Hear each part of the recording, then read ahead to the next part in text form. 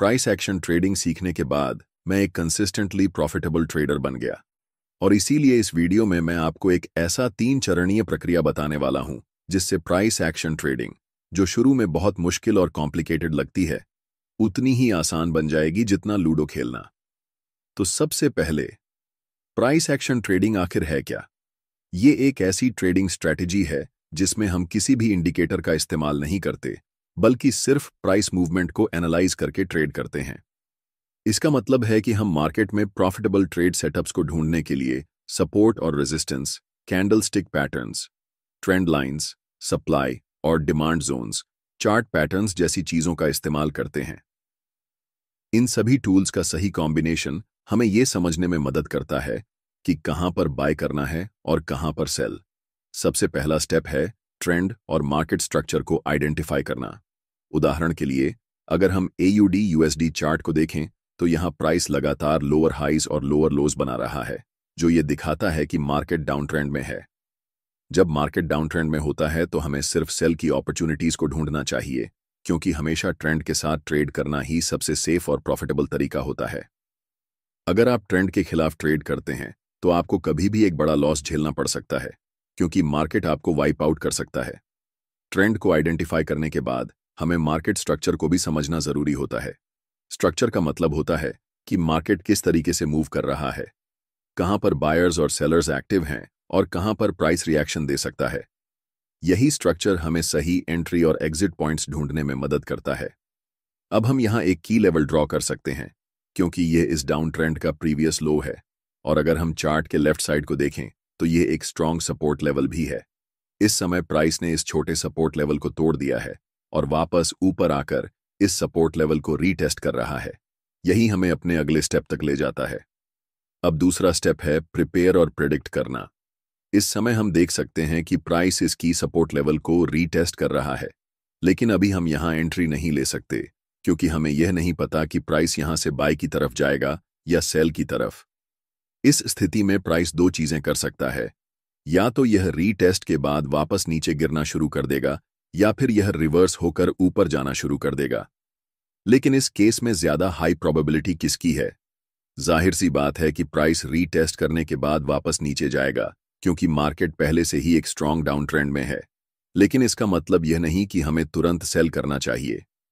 हमें इंतजार करना होगा किसी स्ट्रॉन्ग कॉन्फर्मेशन का, जो हमें यह बताए कि प्राइस अब रिवर्स होकर वापस नीचे गिरने वाला है और यह डाउन ट्रेंड कंटिन्यू होगा।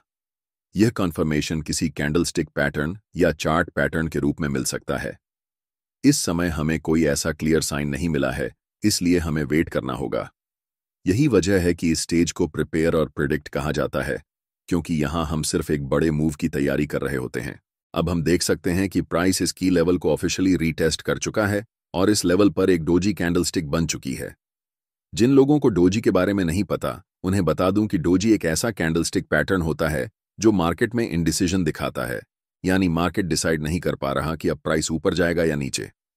इस समय प्राइस एक छोटे से अप ट्रेंड यानी मिनी रिट्रेसमेंट में था, और जब हमें इस तरह की डोजी दिखती है तो इसका मतलब होता है कि मार्केट अब रिवर्स करने वाला है, यानी अब प्राइस फिर से नीचे गिरना शुरू करेगा और डाउन ट्रेंड कंटिन्यू होगा। तो जब भी आपको किसी की लेवल पर डोजी दिखाई देती है तो इसका मतलब होता है कि मार्केट अब रिवर्स होने वाला है और ट्रेंड चेंज होने वाला है। लेकिन फिर भी हम यहां तुरंत सेल नहीं करेंगे। मैं चाहता हूं कि मुझे कोई स्ट्रॉन्ग कॉन्फर्मेशन मिले, जैसे कि बेरिश इंगल्फिंग कैंडलस्टिक, यानी एक बड़ी रेड कैंडलस्टिक जो यह दिखाए कि प्राइस इस लेवल को रिजेक्ट कर रहा है और अब वापस नीचे गिरने वाला है। यही वह जगह होगी जहां हमें ट्रेड में एंट्री लेनी चाहिए। तो हम अभी भी वेट करेंगे, इंतजार करेंगे कि कोई स्ट्रॉन्ग सिग्नल मिले। और देखो, बूम! अब हमें एक बड़ी बेरिश इनगल्फिंग कैंडलस्टिक दिख रही है, एक बड़ी मोटी रेड कैंडलस्टिक जो एकदम क्लियर सिग्नल दे रही है कि यहां सेल करना चाहिए। इस की लेवल पर यह कैंडलस्टिक बनने का मतलब है कि प्राइस ने इस लेवल को रिजेक्ट कर दिया है, यानी सेलर्स मार्केट में एक्टिव हो गए हैं और सेलिंग प्रेशर बहुत ज्यादा है। लेकिन अभी हम 4 घंटे के समय फ्रेम पर हैं। अगर मुझे इस ट्रेड में एंट्री लेनी होगी तो मैं 1 घंटे के टाइम फ्रेम पर जाऊंगा। जब हम 1 घंटे के टाइम फ्रेम पर जाते हैं तो हमें दिखता है कि प्राइस ने इस लेवल को एक बार नहीं बल्कि 3 बार रिजेक्ट किया है। पहली बार यहां, दूसरी बार यहां और तीसरी बार यहां। तीसरी बार प्राइस इस लेवल को तोड़ नहीं पाया और ऊपर नहीं जा सका। इसका मतलब क्या हुआ? इसका मतलब यह हुआ कि अब प्राइस गिरने वाला है और इस डाउन ट्रेंड को कंटिन्यू करेगा। अब हमने देखा कि प्राइस ने की लेवल पर एक बेरिश इनगल्फिंग कैंडलस्टिक बनाई है, जो यह दिखाती है कि यहां पर सेलर्स मार्केट में हावी हो गए हैं। यही वह जगह है जहां मैं अपनी सेल पोजीशन लूंगा। यही हमारा तीसरा और आखिरी स्टेप है, ट्रेड में एंट्री लेना। इस समय हमें बिना किसी डाउट के एक्शन लेना है और कॉन्फिडेंट होकर ट्रेड में एंट्री करनी है। मैं यहां सेल पोजीशन लूंगा और अपना स्टॉप लॉस इस की लेवल के ऊपर रखूंगा। ऐसा क्यों? क्योंकि ट्रेडिंग में मार्केट स्ट्रक्चर को समझना बहुत जरूरी होता है। अगर प्राइस यहां से रिवर्स होकर ऊपर जाने लगे तो इसका मतलब है कि मार्केट अब नीचे नहीं गिरेगा बल्कि ऊपर की तरफ जाने वाला है। ऐसे में अगर स्टॉप लॉस सही जगह पर रखा गया हो तो आपका लॉस लिमिटेड रहेगा। अगर ट्रेड हमारे प्लान के अनुसार नहीं चला तो भी हम सिर्फ थोड़ा सा लॉस लेंगे, न कि पूरा अकाउंट उड़ा देंगे। लेकिन ध्यान रखना कि स्टॉप लॉस को बहुत ज्यादा टाइट मत रखना। अगर आप स्टॉप लॉस को बहुत पास रखोगे तो प्राइस एक बार फिर इस लेवल को रीटेस्ट करने के लिए थोड़ा ऊपर जा सकता है और आपको स्टॉप आउट कर देगा, फिर भले ही बाद में प्राइस नीचे गिर ही क्यों ना जाए। इसलिए मैं हमेशा अपने स्टॉप लॉस को थोड़ा ब्रीथिंग रूम देता हूं। अगर हम लेफ्ट साइड को देखें तो प्राइस पहले भी इस लेवल तक गया था और फिर रिवर्स हुआ था। इसी वजह से मैं अपने स्टॉप लॉस को थोड़ा स्पेस दूंगा, ताकि अगर प्राइस फिर से इस लेवल को रीटेस्ट करना चाहे तो मुझे अननेसेसरी स्टॉप आउट ना होना पड़े। अब मैं अपना टेक प्रॉफिट सबसे रीसेंट लो पर रखूंगा। जहां प्राइस आखिरी बार रुका था वहीं पर टेक प्रॉफिट रखना सही होता है, तो मैं इसे इसी लेवल पर रखूंगा और अब देखते हैं कि यह ट्रेड कैसा परफॉर्म करता है। और देखो, आपका टेक प्रॉफिट हिट हो गया, बिल्कुल इसी तरह से। अब अगले ट्रेड पर जाने से पहले मैं चाहता हूं कि आप इस चीज पर ध्यान दें। यहां आप देख सकते हैं कि प्राइस ने एक बहुत लंबा विक बनाया है। इसका क्या मतलब है? इसका मतलब है कि किसी समय पर बायर्स मार्केट में आए और उन्होंने प्राइस को ऊपर धकेल दिया, लेकिन फिर सेलर्स ने वापसी की और प्राइस को नीचे गिरा दिया। अब सोचो, अगर आपने अपना स्टॉप लॉस बहुत ज्यादा टाइट रखा होता, यानी की लेवल से बस कुछ पिप्स ऊपर, तो क्या होता? आपका स्टॉप लॉस हिट हो जाता और आप ट्रेड से बाहर हो जाते, जबकि ट्रेड आपकी प्लान के हिसाब से सही दिशा में जाता। यही कारण है कि आपको हमेशा अपना स्टॉप लॉस सही तरीके से लगाना आना चाहिए।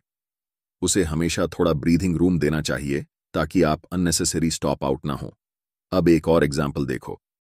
इस समय प्राइस एक मेजर की लेवल पर है। मैंने इस लेवल को क्यों मार्क किया? अगर आप लेफ्ट की तरफ देखें तो इसी एरिया के आसपास प्राइस ने कई बार रिवर्स किया है। इसका मतलब यह है कि यह एक बहुत स्ट्रांग सपोर्ट एरिया है जिसे प्राइस कई बार तोड़ने में नाकाम रहा है, और अभी प्राइस बिल्कुल इसी लेवल पर है। अब पहला स्टेप क्या होगा? पहला स्टेप है ट्रेंड को आइडेंटिफाई करना। इस समय अगर आप देखो तो प्राइस लोअर हाइज और लोअर लोज बना रहा था। इसका मतलब यह है कि प्राइस डाउन ट्रेंड में था, लेकिन अभी हम एक बहुत स्ट्रांग सपोर्ट लेवल पर हैं और यहां से प्राइस के रिवर्स होने और ऊपर जाने की अच्छी संभावना है। लेकिन मैं चाहता हूं कि आप इस चीज पर ध्यान दें। प्राइस लगातार लोअर हाइज और लोअर लोज बना रहा था, लेकिन अब सवाल यह है कि रीसेंट लोअर लो कहां है? रुको, यहां कोई लोअर लो बना ही नहीं। देखो, प्राइस ने इस एरिया पर रिवर्स किया और नीचे आकर एक नया हायर लो बनाया है। अगर प्राइस को डाउन ट्रेंड जारी रखना होता तो वह इस लेवल को तोड़ता, वापस ऊपर आता, इस एरिया को रीटेस्ट करता और फिर नीचे गिरकर नया लोअर लो बनाता। लेकिन ऐसा नहीं हुआ। इसके बजाय प्राइस ने इस एरिया पर रिवर्स किया और एक नया हायर लो बनाया। अब देखो, ये जो नया लो बना है ये पिछले लो से ऊंचा है। ये साफ दिखा रहा है कि मार्केट स्ट्रक्चर चेंज हो रहा है और अब अप ट्रेंड शुरू हो सकता है। अभी जो हो रहा है ये पहला संकेत है कि शायद मार्केट एक डाउन ट्रेंड से अप ट्रेंड में रिवर्स करने वाला है। इसका मतलब यह हो सकता है कि हमें अब बाइंग अपॉर्चुनिटी ढूंढनी चाहिए। अब हम अपने दूसरे स्टेप पर आते हैं, जो है प्रिपेयर और प्रिडिक्ट। यहां पर प्राइस ने एक नया हायर लो बनाया है जो यह दर्शाता है कि मार्केट रिवर्स होने वाला है। अब दूसरा संकेत क्या है? यह है बुलिश इनगल्फिंग कैंडलस्टिक। इस कैंडलस्टिक को ध्यान से देखो। यह एक बड़ी और मजबूत ग्रीन कैंडलस्टिक है जो दिखा रही है कि मार्केट में बायर्स की ताकत काफी ज्यादा है। जब इस तरह की कैंडलस्टिक बनती है तो इसका मतलब होता है कि बाइंग प्रेशर बढ़ रहा है।